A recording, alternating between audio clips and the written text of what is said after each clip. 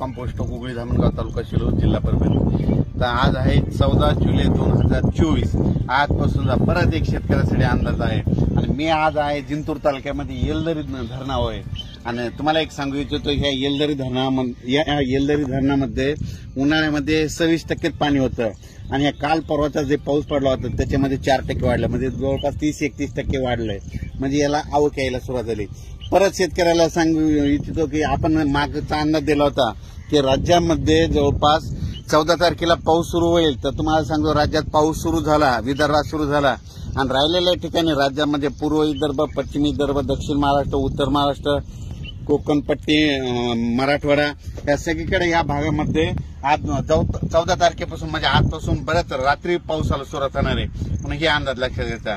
परत एक सर्वांना सांगू इच्छितो कोकणात देखील मुसळधार पाऊस पडणार आहे, म्हणून कोकण पट्टीच्या लोकांना देखील काळजी घ्यायची गरज आहे। त्याच्यानंतर सगळ्यात महत्वाचं म्हणजे मुंबईला ह्यामध्ये ह्या 4-5 दिवसात म्हणजे 14 ते 8च्या दरम्यान अतिवृष्टी होणार आहे, मुसळधार पाऊस पडणार आहे, म्हणून मुंबईच्या सर्व जनतेने काळजी घेण्याचं हे करावं। पुलाच्या फरशीव पाणी आल्यास पुढे जाऊ नका आणि ही सगळ्यांना विनंती आहे। त्याच्यानंतर सर्वांना शेतकऱ्याला सांगू इच्छितो राज्यामध्ये 14, 15, 16, 17, 18 पर्यंत पूर्व विदर्भ, पश्चिम विदर्भ, दक्षिण महाराष्ट्र, उत्तर महाराष्ट्र, कोकणपट्टी, खानदेश, मराठवाडा सगळ्या भागामध्ये दररोज 2-2 दिवस मुक्काम घेत पाऊस पडणार आहे, म्हणून हा अंदाज लक्षात घ्यायचा।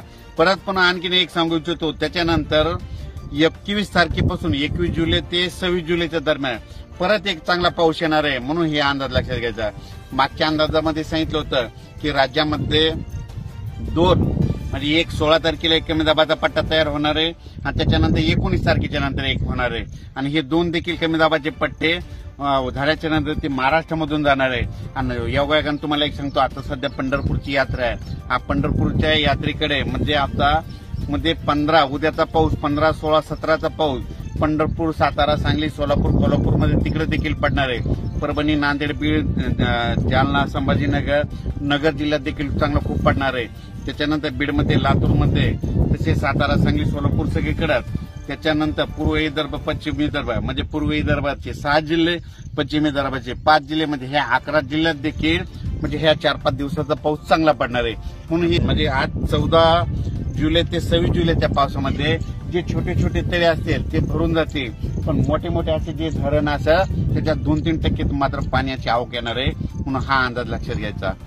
परत सर्व शेतकऱ्याला सांगू इच्छितो की काय होईल, पाऊस पडल्याच्या नंतर ओढ्या नाल्याला पाणी येईल, पुलाव पाणी येईल आणि आपले शेतकरी काय करतात की ते पूल ओलांडून जातात। माझी विनंती आहे की पुलाच्या फरशीवर पाणी आल्यास पुढे जाऊ नका, म्हणून ही सर्वांना कळकळीची विनंती। अचानक वातावरणात बदल झाला लगेच एक मेसेज दिला जाईल। धन्यवाद।